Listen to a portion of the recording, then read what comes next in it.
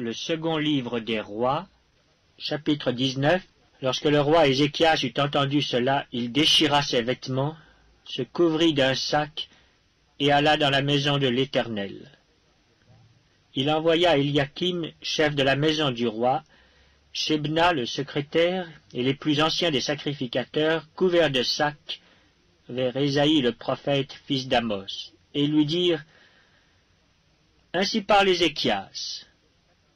Ce jour est un jour d'angoisse, de châtiment et d'opprobre, car les enfants sont près de sortir du sein maternel, et il n'y a point de force pour l'enfantement. Peut-être l'Éternel, ton Dieu, a-t-il entendu toutes les paroles de Rabshaké, que le roi d'Assyrie, son maître, a envoyé pour insulter au Dieu vivant. Et peut-être l'Éternel ton Dieu exercera-t-il ses châtiments à cause des paroles qu'il a entendues. Fais donc monter une prière pour le reste qui subsiste encore. » Les serviteurs du roi Ézéchias allèrent donc auprès d'Ésaïe. Et Ésaïe leur dit: « Voici ce que vous direz à votre maître. Ainsi parle l'Éternel. Ne t'effraie point des paroles que tu as entendues et par lesquelles m'ont outragé les serviteurs du roi d'Assyrie. Je vais mettre en lui un esprit tel que, sur une nouvelle qu'il recevra, il retournera dans son pays, et je le ferai tomber par l'épée dans son pays. » Rabshaké s'étant retiré, trouva le roi d'Assyrie qui attaquait Libna, car il avait appris son départ de Lachis. Alors le roi d'Assyrie reçut une nouvelle au sujet de Tirhaka, roi d'Éthiopie. On lui dit: « Voici, il s'est mis en marche pour te faire la guerre. » Et le roi d'Assyrie envoya de nouveau des messagers à Ézéchias en disant: « Vous parlerez ainsi à Ézéchias, roi de Juda.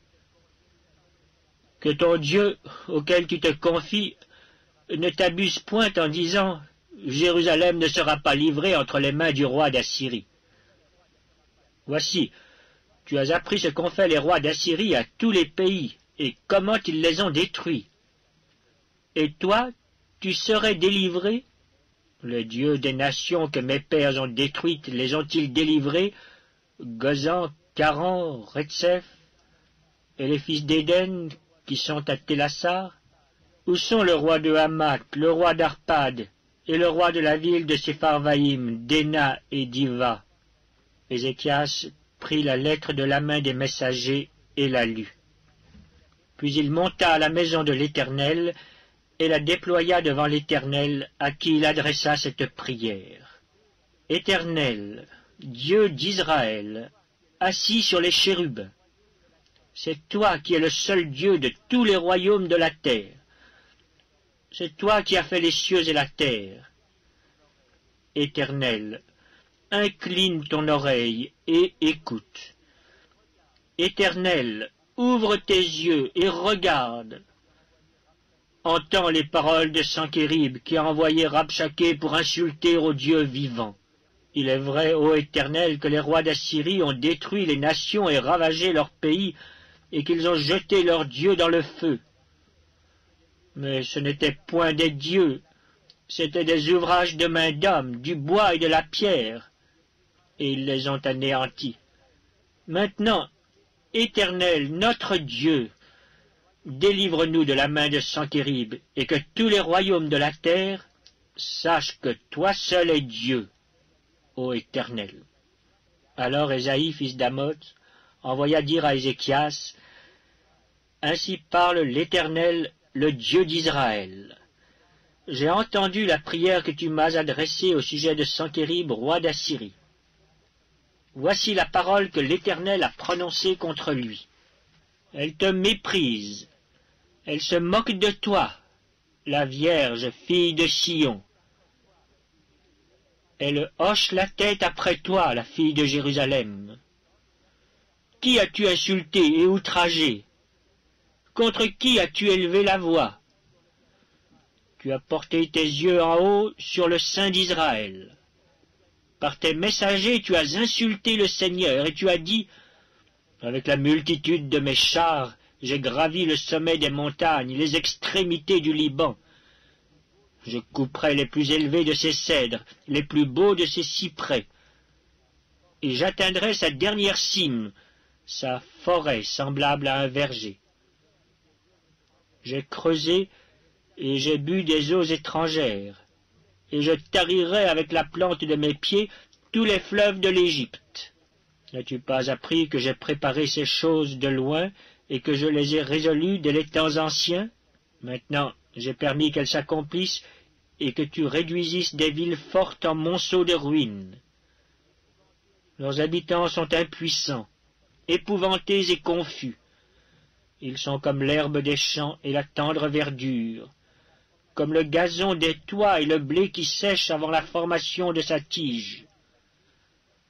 Mais je sais quand tu t'assieds, quand tu sors et quand tu entres, et quand tu es furieux contre moi, parce que tu es furieux contre moi et que ton arrogance est montée à mes oreilles, je mettrai ma boucle à tes narines et mon mors entre tes lèvres, et je te ferai retourner par le chemin par lequel tu es venu. Que ceci soit un signe pour toi. On a mangé une année le produit du grain tombé, et une seconde année ce qui croît de soi-même. Mais la troisième année vous sèmerez, vous moissonnerez, vous planterez des vignes, et vous en mangerez le fruit. Ce qui aura été sauvé de la maison de Juda, ce qui sera resté, poussera encore des racines par-dessous, et portera du fruit par-dessus. Car de Jérusalem il sortira un reste, et de la montagne de Sion des réchappés. Voilà ce que fera le zèle de l'Éternel des armées. C'est pourquoi, ainsi parle l'Éternel sur le roi d'Assyrie. Il n'entrera point dans cette ville, il n'y lancera point de trait, il ne lui présentera point de bouclier, et il n'élèvera point de retranchement contre elle. Il s'en retournera par le chemin par lequel il est venu, et il n'entrera point dans cette ville, dit l'Éternel. Je protégerai cette ville pour la sauver, à cause de moi, et à cause de David, mon serviteur. Cette nuit-là, l'ange de l'Éternel sortit et frappa dans le camp des Assyriens 185 000 hommes. Et quand on se leva le matin, voici, c'étaient tous des corps morts. Alors Sankérib, roi d'Assyrie, leva son camp, partit et s'en retourna, et il resta à Ninive. Or, comme il était prosterné dans la maison de Nisroch son dieu, Adramélec et Charetzer ses fils le frappèrent avec l'épée et s'enfuirent au pays d'Ararat.